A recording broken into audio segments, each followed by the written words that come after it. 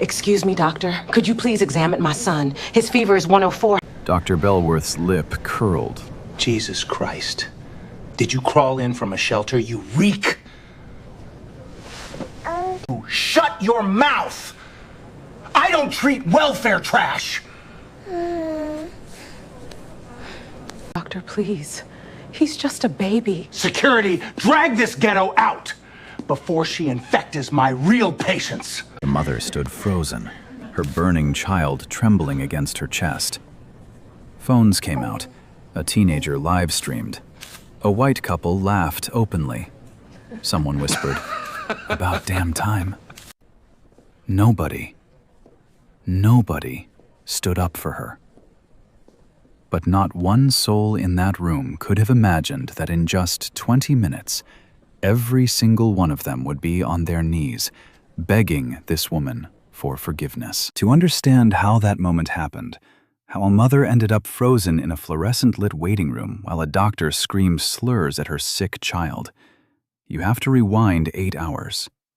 Back to a quiet Saturday afternoon, in a neighborhood most people would never guess belonged to her. Tanya Moore lived in a brownstone on a tree-lined street, the kind of street where neighbors waved from their porches and kids rode bikes until the streetlights came on. Her home was warm but understated. A worn leather couch, family photos on the mantel, a piano in the corner her 6-year-old son Aiden was learning to play, one stubborn finger at a time. That afternoon, Tanya was curled up on the couch in sweatpants, reviewing expansion blueprints on her laptop.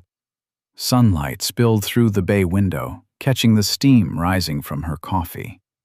Emails pinged softly in the background. Subject lines scrolled past. Q3 budget approval. New wing groundbreaking. Board meeting Tuesday, 9 a.m. She scrolled without reading. Saturday was Aiden Day. Work could wait. Aiden padded into the living room in dinosaur pajamas, rubbing his eyes. "Mama, my head hurts." She pressed her lips to his forehead. Warm. A little too warm. The thermometer read 101.4. Probably just a bug. She gave him children's Tylenol, made him toast with honey, and tucked him under a blanket to watch cartoons. He fell asleep within minutes, his small hand still gripping a plastic dinosaur. Tanya went back to her laptop. Outside, a lawnmower hummed. A dog barked 2 houses down. Everything was ordinary. Everything was fine. 2 hours later, a cry woke her from a half-doze. She found Aiden drenched in sweat, shivering so hard his teeth clicked together. His pajamas were soaked through. The thermometer beeped and flashed a number that made her stomach drop. 104.3. Baby, look at Mommy. Can you look at Mommy?" His eyes rolled toward her, glassy and unfocused. His breathing came in small, rapid gasps. She grabbed her phone and called his pediatrician. Voicemail, closed for the weekend. She called her husband, James, out of town at an architecture conference in Denver, phone off during a panel. Her text came out shakier than she intended. "Taking Aiden to ER. Don't panic, I'll update you." She grabbed her keys. No time to change. She was in yoga pants, an old college hoodie with a coffee stain on the sleeve, her hair pulled into a messy bun. No makeup, no jewelry, just a terrified mother with a burning child in her arms. In the car, she whispered to him the whole way. "Stay with Mommy, baby. We're almost there. You're going to be okay." The streetlights streaked across his pale face. His head rolled against her shoulder at every turn. She drove to the closest facility, Mercy Grace Medical Center, East Campus, a satellite location. She'd been there exactly twice in 5 years, both times for boardroom walkthroughs wearing tailored suits and heels. Tonight, nobody would recognize her. Tonight, she was just another exhausted mom in a hoodie. The automatic doors hissed open. The smell hit her first. Antiseptic layered over stale coffee and floor cleaner. The fluorescent lights buzzed overhead like trapped insects. A muted TV in the corner played late-night news nobody watched. Plastic chairs were bolted to the floor in rows. A vending machine hummed beside a cracked water fountain. She approached the intake desk. A nurse with tired eyes and a kind face, her badge read Patricia Owens, looked up. Patricia's expression softened the moment she saw Aiden. She took his temperature, checked his pulse, and wrote notes with a practiced hand. Her eyebrows pulled together. "Sweetheart, have a seat. We'll get him seen as soon as we can." Tanya sank into a plastic chair, Aiden limp in her lap. She pressed a cool cloth to his forehead and rocked him gently. Minutes passed. Then more minutes.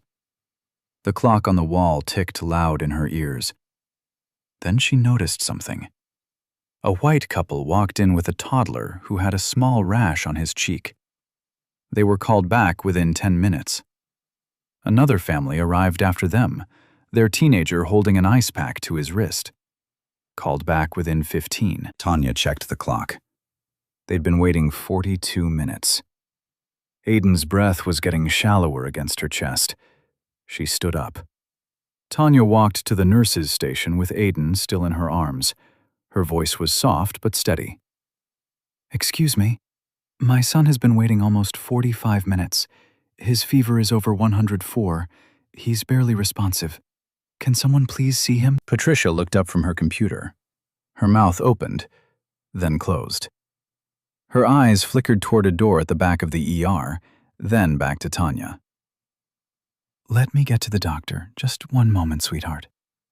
She disappeared through the door. Tanya waited. The fluorescent lights buzzed overhead. A child somewhere in the back was crying. A coffee cup sat abandoned on the counter, a ring of cold brown liquid pooling around it.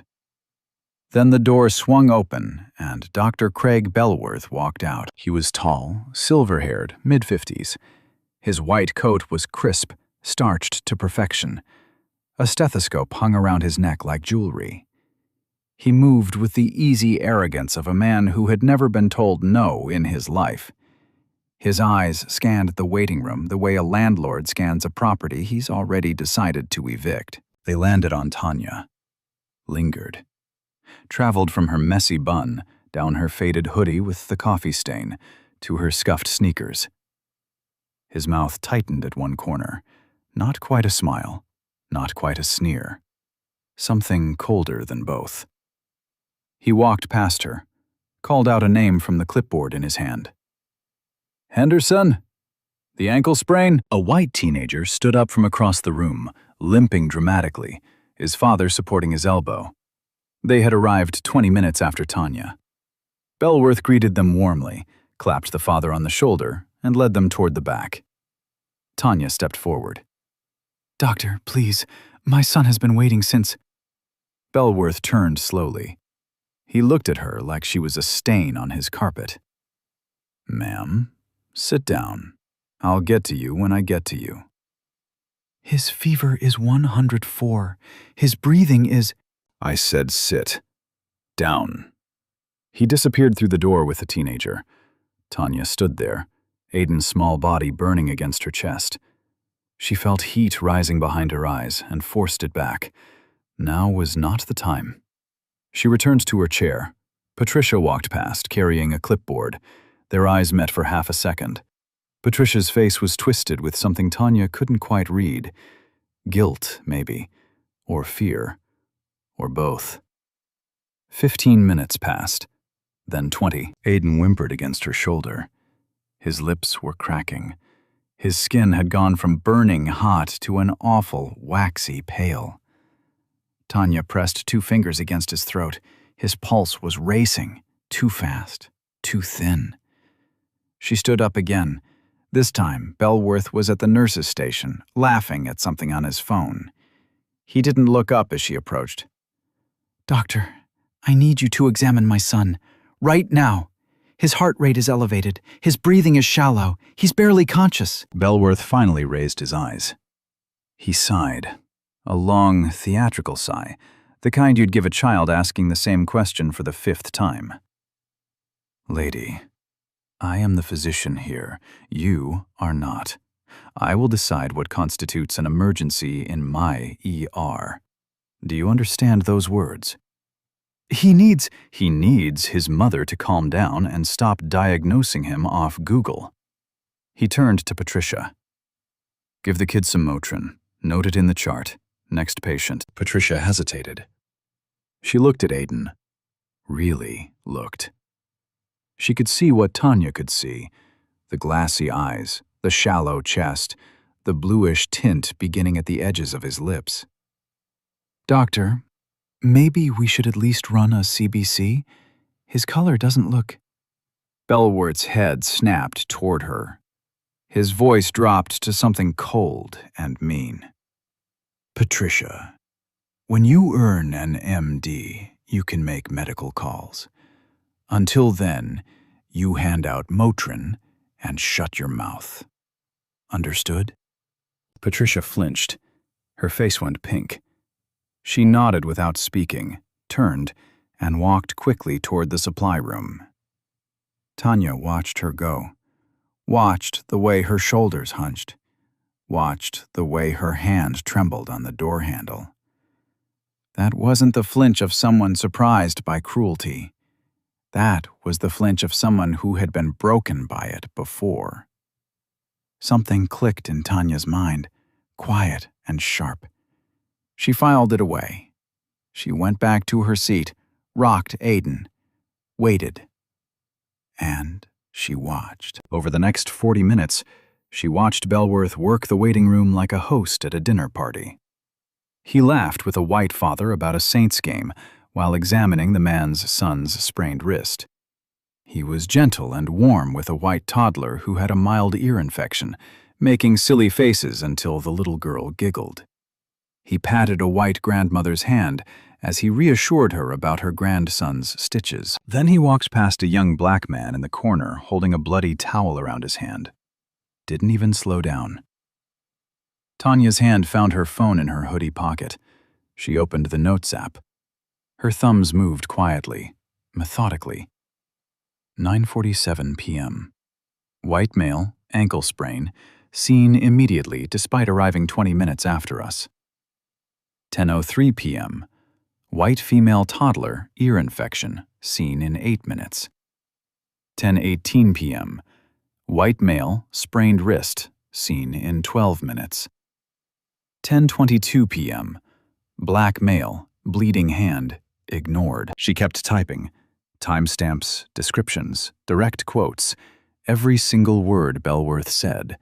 Every single way he said it. A young woman in a white coat with a resident ID badge walked past. Her badge read, Dr. Hannah Sullivan. She was maybe 28, with tired eyes and a clipboard pressed against her chest. She slowed as she passed Tanya, stopped. She knelt down in front of Aiden. Her face changed immediately. Hi there, buddy. I'm Dr. Sullivan. Can I check your pulse real quick? Aiden didn't respond. Sullivan pressed 2 fingers against his wrist. Her jaw tightened. She pulled out a penlight, flashed it gently in his eyes. His pupils reacted sluggishly. Sullivan looked up at Tanya. How long has he been like this? About 6 hours. It's been getting worse. I told Dr. Bellworth. I know, I heard. Sullivan stood up fast. Stay here. I'm going to get him bumped up. She walked directly to Bellworth at the nurse's station. Tanya couldn't hear every word, but she could read the body language. Sullivan was pointing toward Aiden. Bellworth was shaking his head. Sullivan's voice got sharper. Bellworth's got louder. Sweetheart, when you've been doing this for 20 years like I have, you'll learn the difference between a sick kid and a hysterical mother. That boy has a virus. That mother needs a Xanax. Are we done with your little intervention, Dr. Sullivan? Or do you want to tell me how to do my job in front of the whole ER? Sullivan's face went red. Every nurse at the station was watching. Every patient in the waiting room had heard it. She opened her mouth, closed it, opened it again. Doctor, I just think a CBC would... I said we're done. Sullivan turned and walked away, fast, her eyes shining. She passed Tanya without looking at her, But as she went by, Tanya heard her whisper under her breath, "I'm sorry. I'm so sorry." Tanya watched her disappear down the hallway. Then she looked down at Aiden. His eyes were half closed. His chest was rising and falling in quick, fluttery beats, like a bird trapped under a cloth. She pressed her lips to his forehead. Burning. Getting worse. Across the waiting room, a white mother was watching the whole thing with a horrified expression. She met Tanya's eyes and mouthed the words, "I'm so sorry." But she didn't stand up. She didn't say anything out loud. She pulled her own child closer and looked at the floor. Everyone in that room knew something was wrong. Nobody was doing a single thing about it. And Aiden's breathing was getting slower. The clock on the waiting room wall read 10:47 p.m. when Aiden stopped whimpering. That was the moment Tanya's blood turned to ice. Not the fever, not the shallow breathing, the silence. Her son had gone quiet against her chest, and quiet was so much worse than crying. She pressed her palm flat against his forehead and almost pulled it back. He was burning. She dug the thermometer out of her bag with one hand, her other arm locked around his small frame, and slid it under his tongue. He didn't resist. He didn't even move. The thermometer beeped. 105.1. Her hands started shaking. Not a little. A real tremor, the kind that made it hard to put the thermometer back in her bag. She closed her eyes for 1 second. Just one. And in that second, she made a choice. Not a loud choice, not a screaming choice, but a quiet one that lived somewhere deep in her chest. "You will not bury my son tonight. Not you. Not here." She stood up. Her legs felt like water, but they held her. She walked to the nurse's station for the third time. Bellworth was leaning against the counter, scrolling through his phone, laughing at a text. He looked up when her shadow fell across him. His smile dropped into a flat, annoyed line. "You again." "His fever is 105.1. Her voice was steady. Too steady. The kind of steady that costs something. "If he is not examined in the next 5 minutes, I am holding you personally responsible for whatever happens to him. Do you understand me?" Bellworth put his phone down, slowly. He straightened up to his full height and stepped out from behind the counter. He walked until he was maybe 12 inches from her face. His breath smelled like coffee and something sour underneath. "Did you just threaten me?" "I stated a fact." "In my ER, in front of my staff." "My son is dying in my arms, and you are playing on your phone." A few heads in the waiting room turned. A woman gasped softly. The teenager who had been live streaming earlier lifted his phone again. Bellworth's face went a mottled red. He leaned closer. His voice dropped to something low and mean, the kind of voice a man uses when he thinks nobody but his target can hear him. "Let me explain something to you, sweetheart. I have been practicing medicine for 26 years. I have treated congressmen. I have treated CEOs. I have treated people who could buy and sell you 100 times over.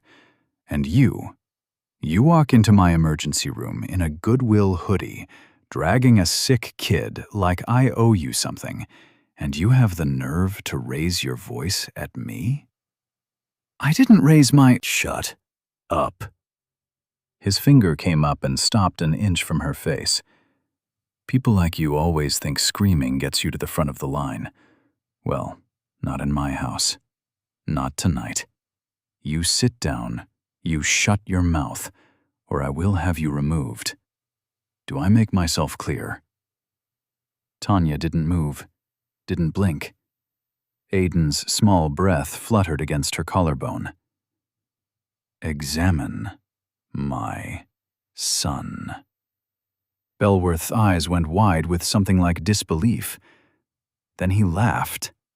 An actual laugh, short and ugly. Okay, sweetheart. You want to play it that way? He turned his head toward the nurse's station and barked loud enough for the whole room to hear. "Security! I've got a verbally aggressive patient refusing to follow staff instructions. Need a removal at the front desk." Somewhere in the back of the ER, a radio crackled. 2 sets of heavy footsteps started walking toward them. Tanya's stomach dropped, but her face didn't change. 2 security guards rounded the corner. One was older, maybe 60, with a gray mustache and dead eyes. A man who had done this before and didn't care who it was to. The other was younger, maybe 25, black, with a name tag that read Marcus Delaney. His eyes went immediately to Aiden. His footsteps slowed. Bellworth pointed at Tanya. "This woman is disrupting patient care. She's been warned 3 times. Escort her off the premises. Now." The older guard reached for Tanya's elbow. "Don't you touch her." Every head in the room snapped toward the voice. It came from a white woman in her 40s, sitting 3 chairs over. She was clutching her own daughter's hand. Her face had gone pale with anger. "That child is sicker than anyone in this room, and you all know it. I've been watching this for an hour. What is wrong with you people?" Bellworth's head whipped toward her. "Ma'am, this does not concern you. Mind your own business, or you'll be next." "Next for what? Being refused treatment? Is that a threat?" "Ma'am, I've got the whole thing on my phone, doctor. Every word. Starting from when you called her filthy." Bellworth's jaw clenched. His eyes darted around the room. 3 more phones were now openly recording. The teenager's live stream had over 400 viewers. The mood in the room had shifted. Slowly, then all at once. People weren't laughing anymore. They were watching. The older security guard still had his hand near Tanya's elbow, but he was looking at his younger partner, who hadn't moved. "Marcus, let's go." Marcus didn't move. "I said, let's go." "She's holding a sick kid, Jim. Look at him." "I don't give a damn what she's holding. The doctor gave an order." Marcus finally looked up. His voice was quiet, but it carried. "Then you escort her out. I'm not touching that woman." A murmur went through the waiting room. Bellworth's mottled red had climbed all the way up to his ears. It was in that exact moment of chaos, Bellworth screaming, Jim reaching, Marcus refusing, phones recording, the white woman half standing, that Patricia Owens came out of the supply room with a folded paper cup in her hand. She walked straight toward Tanya like she was delivering the Motrin. Nobody paid her any attention. She was just a nurse doing what the doctor ordered. Invisible. The way nurses like her had been invisible their whole careers. Patricia pressed the paper cup into Tanya's hand. Her other hand closed around Tanya's fingers for half a second, and in that half second, she pressed something else into Tanya's palm. Something small, something folded, something that wasn't medicine. Their eyes met. Patricia's were wet. "I'm sorry," she whispered. Just those 2 words. Then she walked away. Tanya closed her fist around the tiny folded square of paper. She sat back down in her plastic chair, pulled Aiden tighter against her chest, and under the cover of his little body, she opened it. The handwriting was shaky, like it had been written in a hurry. Maybe in the supply room, maybe a year ago. He did this before, last year. A little Latina girl almost died. I watched him change her chart after. I have the original. Her name was Sofia Ruiz. "I'm scared, but I can't keep carrying this. P. O." Tanya read it twice. Her face didn't change. Her breathing didn't change. To anyone watching, she looked exactly like a mother who had finally given up. Shoulders low, head bowed over her sick child. A woman who had been beaten down until there was nothing left. But inside her chest, something very old and very cold was waking up. She folded the paper, slipped it into the inside pocket of her hoodie, right against her ribs. Then she pulled out her phone. She opened a group chat labeled MGMC Executive Priority. Her thumb typed 3 lines. Emergency board session, East Campus, ER, 30 minutes, non-negotiable. Bring legal and HR. She hit send. Then she pressed the call button on one name. Victor Stanton, Chief of Staff. The phone rang twice. Tanya, it's almost 11. Is everything...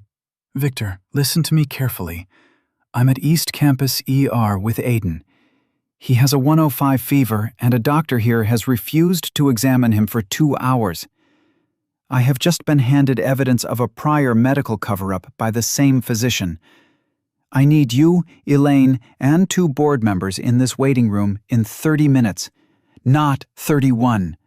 Bring badges, bring legal authority. Do not call ahead. A pause on the other end. I'm in my car. 20 minutes. Tanya hung up. Kissed the top of Aiden's head, and waited. The next 20 minutes felt like 20 hours. Tanya sat perfectly still, rocking Aiden against her chest, counting his breaths. In, out. In, out. Each one a little shallower than the last. She didn't look at Belworth. She didn't look at the security guards still hovering awkwardly 10 feet away. She didn't look at the phones still recording her. She looked at the clock. And she waited. 10:58 p.m. 11:04 p.m. 11:17 p.m. Belworth had gone back behind the nurse's station, pretending to do paperwork. But every minute or so his eyes flicked to her, then away, then back again. Something about her stillness had started to bother him. She should have been crying. She should have been begging. She should have stormed out by now, or called someone, or made a scene. She was doing none of those things. She was just waiting.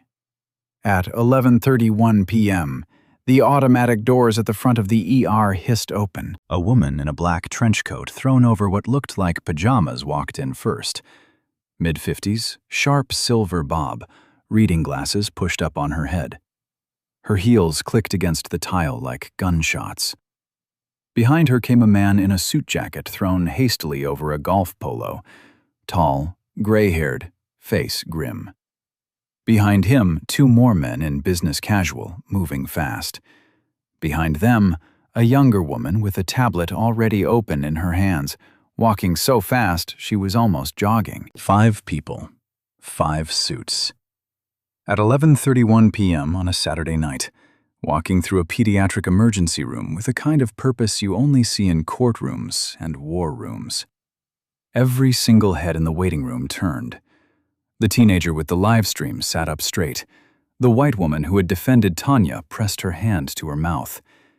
Even the older security guard took a half-step back. Belworth looked up from his paperwork. His face went through 3 expressions in under 2 seconds. Confusion, recognition, and then something Tanya had been waiting an hour and 44 minutes to see. Fear.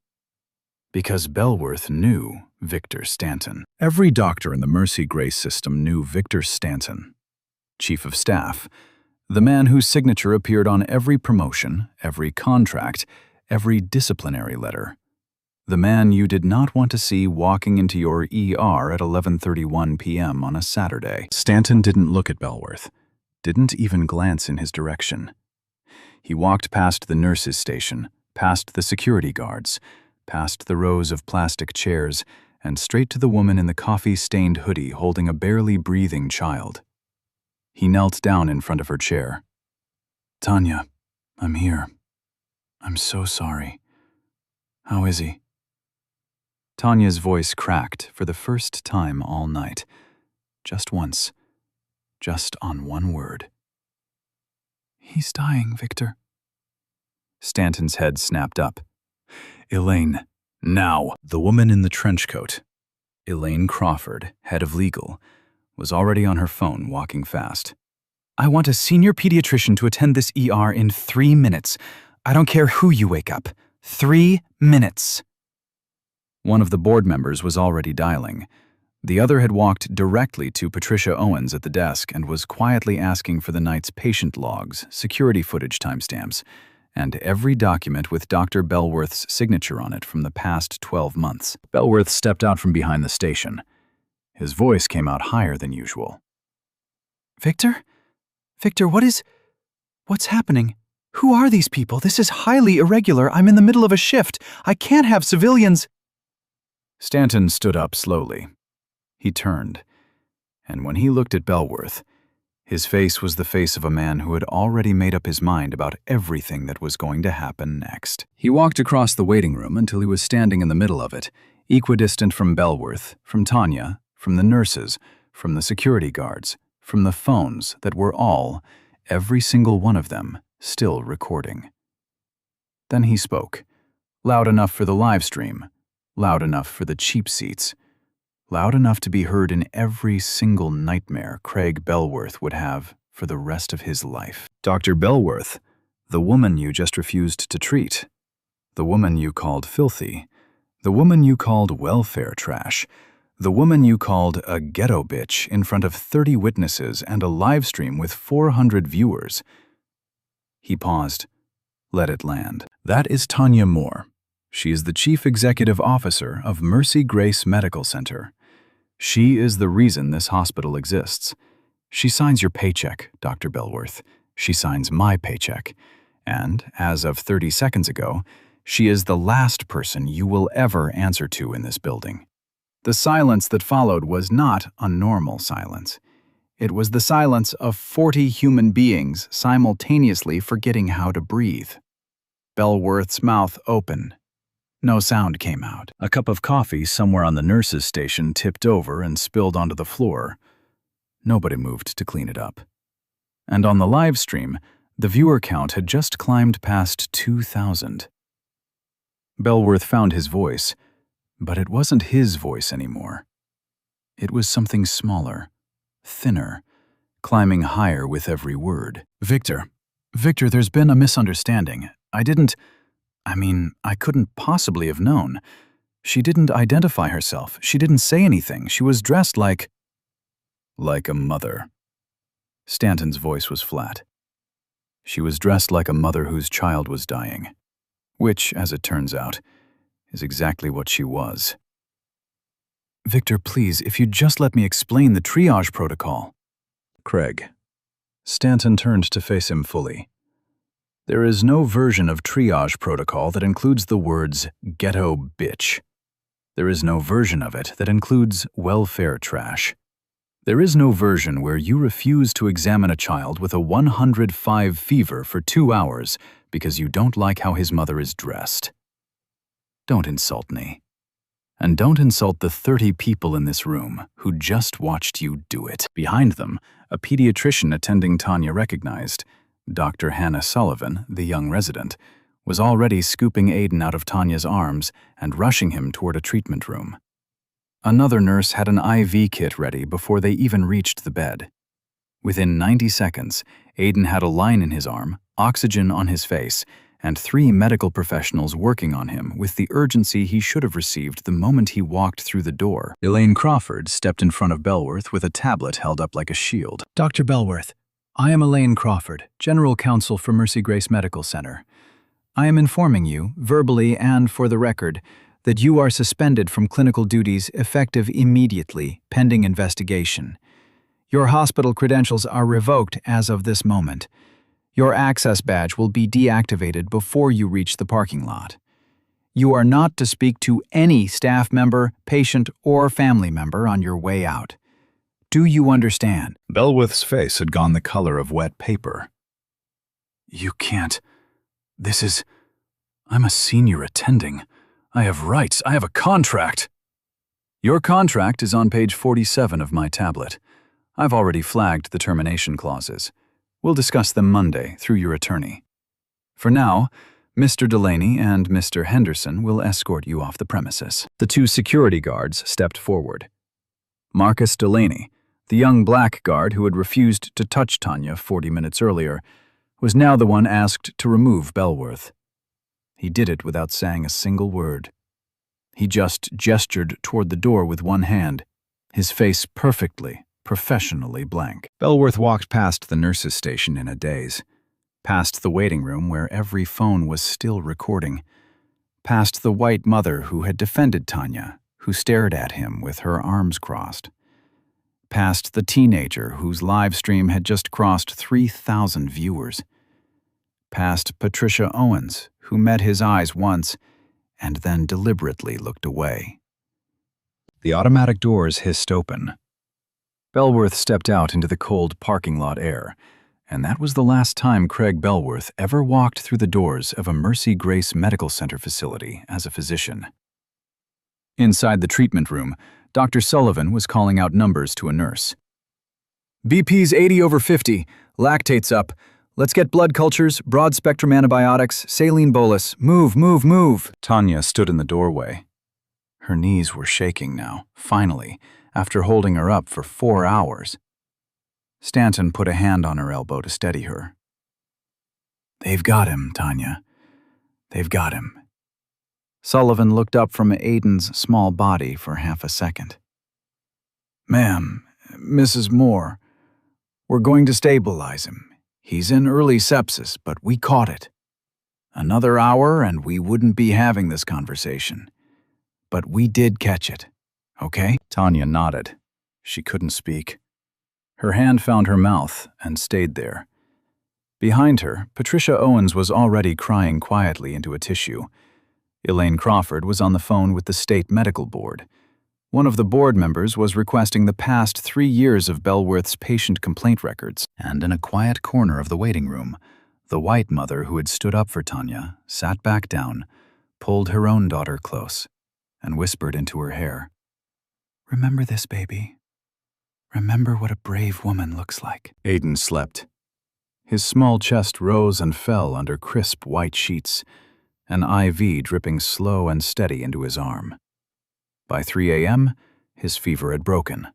By 6 a.m., his color was back. By the time the sun came up over the East Campus parking lot, Dr. Sullivan told Tanya the words every mother prays for. He's going to be okay. But Tanya Moore wasn't done, not even close. She walked out of that treatment room on Sunday morning, kissed her husband James on the forehead as he took over the bedside vigil, and drove straight to the main Mercy Grace corporate office. She was still wearing the coffee-stained hoodie. She didn't care. There were 3 things in the pocket of that hoodie that mattered more than any suit in her closet. Patricia Owens's handwritten note, her phone with 71 minutes of documented evidence, and the mother's promise made in a plastic chair at 10:47 p.m. By 9 a.m. Sunday, a formal internal investigation had been launched. By noon, the security footage from East Campus ER had been pulled, time-stamped, and preserved by legal. Every single minute of Bellworth's behavior, from the first dismissive glance to the moment Marcus Delaney escorted him out the door, was archived and backed up to 3 separate servers. Nothing could be deleted. Nothing could be edited. Nothing could be made to disappear the way other things had disappeared in this hospital before. By 3 p.m. Sunday, Patricia Owens was sitting in a conference room with Elaine Crawford and 2 outside attorneys, telling the story she had been carrying like a stone in her chest for over a year. Her voice shook at first. Her hands wouldn't stay still in her lap. But once she started, she couldn't stop. A little girl named Sophia Ruiz, 4 years old, Latina, brought in last summer by her mother, who worked 2 jobs cleaning offices and didn't speak much English. Severe headaches, vomiting, light sensitivity, fever. Classic warning signs any first-year medical student would flag. Bellworth had taken one look at the mother, one look at the insurance card, and written viral gastroenteritis in the chart without ordering a single test. He had sent Sophia home with instructions to push fluids. He had told the mother in slow, loud English that she was overreacting and wasting ER resources and needed to Stop coming here for every little thing. 12 hours later, Sophia came back in her mother's arms, seizing, unresponsive, lips blue. Bacterial meningitis. She spent 11 days in the pediatric ICU fighting for her life. She survived, but she lost permanent hearing in her left ear, and her family spent the next year drowning in medical bills they couldn't pay on a cleaning woman's wages. And the next morning, the morning after Sophia's second admission, Patricia had watched Bellworth sit down at a computer terminal and quietly edit his own notes from the original visit. He added phrases that had never existed, recommended further workup. The family declined additional testing. Patient discharged against medical advice. He saved the changes. He logged out. He walked away whistling. Patricia had seen it. Patricia had known, and Patricia had been too afraid to speak, because Bellworth was a senior attending, and she was a nurse with 2 kids at home and a mortgage, and everyone in that hospital knew exactly what happened to nurses who crossed doctors like him. Broken schedules, quiet firings, lost references, blacklists nobody admitted existed. She cried through most of her statement. Elaine Crawford handed her tissues and told her gently to keep going. By Monday morning, digital forensics had confirmed everything Patricia said. The original chart had a changelog. The edits were time-stamped to 7:42 a.m., the morning after Sophia's readmission, logged under Bellworth's credentials from his personal office workstation. The original notes, the ones that contained no mention of any further testing, were still sitting in an archive layer he hadn't known existed. He hadn't just been racist. He had committed felony medical fraud. By Monday afternoon, the story broke wide open. A local investigative reporter named Denise Carter got the tip from a source inside the hospital. Not Tanya, not anyone on the board, just a quiet employee who had finally decided enough was enough. Denise pulled the live stream footage from Saturday night, which was still sitting on the teenager's TikTok with 11 million views and climbing. She pulled the security footage Mercy Grace had voluntarily released. She pulled court records. She pulled Sophia Ruiz's mother's phone number from a legal aid organization. Sophia's mother answered on the second ring, and when Denise explained, in careful Spanish, who Dr. Bellworth was and what he had done to her daughter, the woman on the other end of the phone started crying so hard she had to hand the phone to her sister. Denise Carter's story aired Monday night at 6. Hospital CEO's own child denied treatment by racist doctor. Year-long cover-up of Latina girl's near-fatal misdiagnosis exposed. It went national by 9 p.m. It was trending on 3 platforms by midnight. By Tuesday morning, 7 more former patients had come forward. A black grandfather sent home with indigestion that turned out to be a heart attack. A young Somali mother told her baby had just a rash that turned out to be a dangerous staph infection. A homeless veteran Bellworth had literally refused to touch. Every story matched the same pattern. Every story had been buried by the same man wearing the same white coat. The consequences came down like an avalanche nobody could stop. The State Medical Board held an emergency review on Wednesday. By Friday, Craig Bellworth's medical license was permanently revoked. Not suspended, revoked. The chairwoman of the board used the word disgrace 3 separate times in her public statement. The district attorney filed criminal charges the following Monday: felony medical fraud, falsification of medical records, and reckless endangerment of a minor.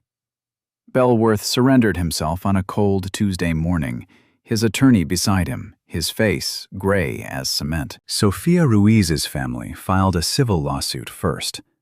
2 other patients who had come forward filed theirs within the week. Bellworth's personal assets were frozen within 10 days. His 4-bedroom house went on the market within a month. His wife filed for divorce that same month, citing the public humiliation and the marriage she said had been dying quietly for years. And in federal court, 8 months later, Craig Bellworth stood in front of a judge and was sentenced to 18 months in prison, 5 years of probation, and full financial restitution to every victim. He walked out of that courtroom in handcuffs. A photographer from the Associated Press caught the shot. Bellworth, head down, wrists bound, being led through a crowd of reporters, and it ran on the front page of newspapers in 6 states the next morning. Outside the courthouse, Sofia Ruiz's mother stood with her daughter balanced on her hip. Sofia waved a small paper American flag at the cameras. Her mother said, in English she had practiced for weeks with her sister the night before, "Today my daughter is safe. Today the truth is louder than the lie. Thank you." 6 months later, on a quiet Sunday afternoon, Aidan Moore sat at the piano in his living room, his small fingers stumbling through the opening notes of Twinkle, Twinkle, Little Star. He missed the 3rd note, then the 5th. Then he laughed, that bright, unguarded laugh of a child who has no memory of almost dying, and started over from the beginning. Tanya watched him from the kitchen doorway, a dish towel in her hands. James came up behind her and wrapped his arms around her waist. She leaned back into him without taking her eyes off their son. "He doesn't remember any of it," she whispered. "I know. I remember enough for both of us." Outside the window, the afternoon sun was turning gold across the tree-lined street. Inside, Aidan was butchering Mozart. And somewhere deep inside Tanya's chest, a knot that had been tied tight since 10:47 p.m. on that Saturday night, finally began to loosen. But the story didn't end in that kitchen. Patricia Owens never went back to bedside nursing. She became Mercy Grace's first full-time patient advocacy director, a position Tanya created specifically for her. Patricia spent her days now walking the floors of every Mercy Grace facility, listening to patients nobody else was listening to, and making sure their complaints never got buried in an archive layer anyone could pretend didn't exist. Dr. Hannah Sullivan, the young resident who had knelt in front of Aidan and refused to look away, was promoted twice in 18 months. By the time she turned 30, she was the youngest director of emergency pediatrics in the history of Mercy Grace Medical Center. She kept a framed copy of Sofia Ruiz's first day of kindergarten photo on her office desk. Sofia Ruiz started 1st grade the following September, wearing a pink backpack almost as big as she was. The civil settlement paid off her family's medical debt, funded a college savings account, and bought her mother the first home she had ever owned. A small blue house with a yard big enough for Sofia to learn how to ride a bike. Marcus Delaney, the young security guard who had refused to lay a hand on Tanya, was promoted to head of patient safety at East Campus within a year, and Mercy Grace itself was transformed. Tanya rolled out mandatory bias training with teeth. Real scenarios, real consequences, real follow-up. She created an anonymous complaint hotline staffed around the clock. She stationed patient advocate liaisons in every emergency room in the system. Within the first 6 months, that hotline caught 2 more cases of discriminatory treatment early enough to stop them before anyone got hurt. The system Tanya built was already saving lives she would never meet. And Craig Bellworth? He served 14 months of his 18-month sentence. He was released to a small rented apartment in a town where nobody recognized him. His name had become unsearchable without the word racist attached. He never practiced medicine again. He never would. Tanya Moore had a title. She had board members on speed dial. She had the kind of power most people never get within 100 miles of in their whole lives. And she still had to sit in a plastic chair, holding her dying child, being called slurs on a live stream, before anyone in that hospital treated her son like he mattered. So what about the mothers who don't have the title? What about the Sofia Ruizes who never get their day in court? What about the nurses who see what Patricia saw and swallow it because their mortgage is due? What about the bleeding black man in the corner of every ER in America who gets walked past because someone decided in half a second what kind of person he was? Those people are real. Their stories are real. And the only reason most of them never make the news is because nobody with a title happened to be sitting in the chair next to them. If this story moved you, if it made you angry, if it made you hopeful, if it made you think about something you've seen and stayed silent about, do me one favor. Hit that like button. Share this with one person who needs to hear it. And subscribe, because next week's story might hit even harder. Because justice shouldn't depend on your job title or your bank account or the color of your skin. It should just be. And until it is, we keep telling these stories together. Beowulf lost everything. License, gone. Freedom, gone. And Aiden, his home, banging on that piano like nothing ever happened. But here's what keep me up at night. Tanya is a CEO. She ran that hospital, signed the paychecks, had lawyers on speed dial, and she still sat there 2 hours, holding her dying son, being called a ghetto bitch on a live stream. She had all the power, and it still almost wasn't enough. So the mom who doesn't have the title, the next Sophia Ruiz, whose mom cleaned office and doesn't speak English, the man bleeding quietly in the corner that Beowulf walked right past. The people that make the news, not because they don't matter, but because nobody with power happened to be in the room. And I gotta ask you something real. You ever got someone get treated like they're invisible and just stay quiet? I know I have. But Patricia held that secret a whole year before she slipped that note. Marcus refused to move. One stranger stood up and said, "Don't touch her." That's it. That's all it took. So tell me, would you have stood up or look away? Drop it in the comments. Share this with someone who needs to hear it. And subscribe. Next week's story hit different. Justice shouldn't need a job title. It should just be.